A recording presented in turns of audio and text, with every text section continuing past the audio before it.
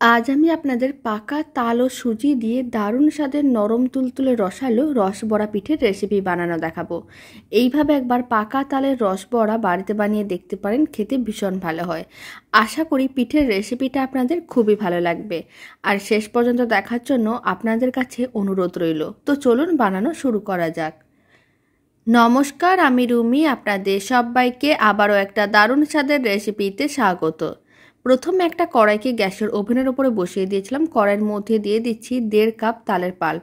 এখানে আমি একটু পাতলা তালের পাল্প নিয়েছি। যদি ঘন তালের পাল্প হয় তাহলে কিন্তু 1 কাপ তালের পাল্প দিতে হবে আর 1/2 কাপ জল দিতে হবে। এখন আমি দিয়ে দিলাম অল্প একটু লবণ, 4 চামচের 4 ভাগের 1 ভাগ লবণ দিয়ে দিলাম। খুব ভালো করে লবণটা তালের পাল্পের সঙ্গে ভালো করে মিশিয়ে নিতে হবে।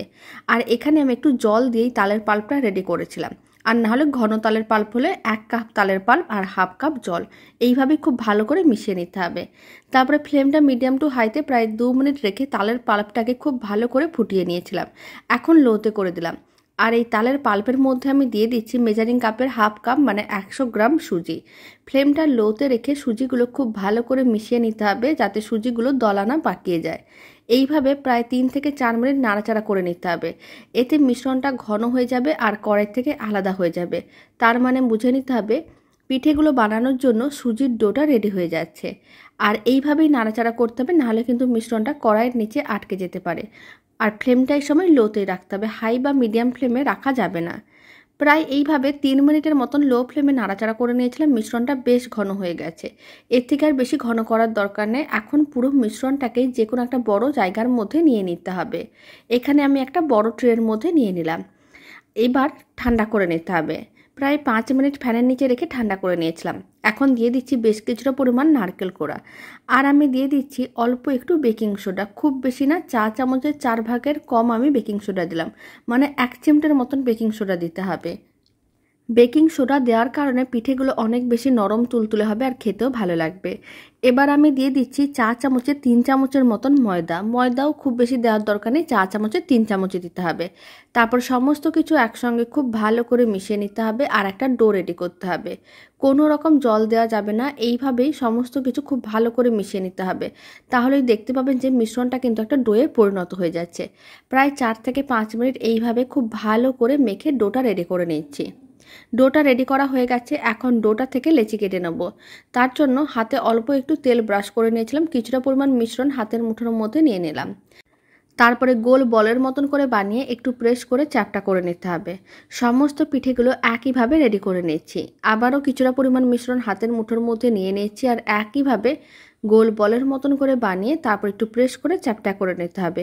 রসবড়াগুলো এইভাবে একটু রেডি করলে দেখতেও ভালো লাগে আর খেতেও ভালো লাগে। এখন সমস্ত বড়াগুলো রেডি করে নিচ্ছি, মানে পাকা তালের বড়াগুলো রেডি করে নিতে হবে। সমস্ত পাকা তালের রসবড়ার বড়াগুলো রেডি করা হয়ে গেছে। এখন এইগুলোকে ভেজে নেব। তার জন্য ফ্রাইং প্যানে কিছুটা পরিমাণ তেল নিয়েছিলাম। তেলটা ভালো করে গরম করে নিয়েছিলাম। এখন ফ্লেমটা মিডিয়াম টু লোতে আছে। যে বড়াগুলো আমি রেডি করেছি সেই সমস্ত তালের বড়াগুলো গরম তেলের মধ্যে দিয়ে দিতে হবে। আর ফ্লেমটা মিডিয়ামে করে উল্টে পাল্টে লাল লাল করে ভাজতে হবে। এইভাবে একবার তালের পিঠার রেসিপিটা বাড়িতে বানিয়ে দেখতে পারেন। বানানো যেমন সহজ, খেতেও ভীষণ ভালো হয়। আশা করি পিঠের রেসিপিটা আপনাদের খুবই ভালো লাগবে। প্রায় 7 মিনিট মিডিয়াম ফ্লেমে উল্টে পাল্টে বড়াগুলোকে বেশ লাল লাল করে ভেজে নিয়েছিলাম। এবার তুলে একটা প্লেটের মধ্যে রেখে দিতে হবে, যাতে বড়াগুলো একটু ঠান্ডা হয়ে যায়। আর আমি এখানে 100 গ্রাম সুজি দিয়ে বড়াগুলো বানানো দেখালাম। আপনারা চাইলে পরিমাণটা বাড়িয়েও নিতে পারেন। সমস্ত বড়াগুলো একটা প্লেটের মধ্যে রেখে দিয়েছিলাম। এবার চিনি শিরা রেডি করব। তার জন্য মেজারিং কাপের 1 কাপ চিনি নিয়েছি, মানে 200 গ্রাম চিনি আছে। আর আমি দিয়ে দিচ্ছি ওই মেজারিং কাপের 1 কাপ জল, মানে 200 ml জল। সমস্ত কিছু খুব ভালো করে মিশিয়ে নিতে হবে আর চিনিগুলো মেল্ট হওয়ার জন্য অপেক্ষা করতে হবে। ফ্লেমটা মিডিয়াম টু হাইতে করে দিচ্ছি, যাতে চিনিগুলো অনেক তাড়াতাড়ি মেল্ট হয়ে যায়। 3 মিনিট মিডিয়াম টু হাই ফ্লেমে এইভাবে রেখে দিয়েছিলাম। চিনিগুলো মেল্ট হয়ে গেছে। এখন ফ্লেমটা লোতে করে দিয়েছি আর চিনি শিরাটা একটু ঘন হয়ে গেছে। এখন ভেজে রাখা তালের বড়াগুলো চিনি শিরার মধ্যে দিয়ে দিতে হবে। সমস্ত বড়াগুলো দেওয়ার পরে চিনি শিরার মধ্যে বড়াগুলোকে একটু উল্টে পাল্টে নিতে হবে, যাতে বড়াগুলো ভালো করে চিনি শিরাটা সোক করতে পারে। সমস্ত বড়াগুলোকে উল্টে পাল্টে নেওয়ার পরে এখন ফ্লেমটা অফ করে দিতে হবে আর কড়াই ঢাকনা বন্ধ করে 30 মিনিট এইভাবে রেখে দিচ্ছি। এখন আমি আপনাদের 30 মিনিট পরে দেখাচ্ছি। আপনারা দেখুন বড়াগুলো সাইজে একটু বড় হয়ে গেছে আর চিনি শিরাটা ভালো করে সোক করে নিয়েছে। এখন সমস্ত তালের বড়াগুলোকে একটা প্লেটের মধ্যে নিয়ে নিলাম। দারুণ স্বাদের তালের রস বড়ার রেসিপিটা শেষ পর্যন্ত দেখার জন্য অসংখ্য ধন্যবাদ। ভালো লেগে থাকলে আপনারা যদি ফেসবুক থেকে পিঠের রেসিপিটা দেখছেন, পেজটিকে ফলো করে নেওয়ার অনুরোধ রইল। ইউটিউব থেকে দেখলে চ্যানেলটি সাবস্ক্রাইব করে নেওয়ার অনুরোধ রইল। পাশে থাকা বেল আইকনটি প্রেস করে নেবেন নতুন রেসিপির আপডেট সবার আগে পাওয়ার জন্য। আর আপনারা দেখুন রসবড়াগুলো কতটা নরম তুলতুলে রসালো হয়েছে।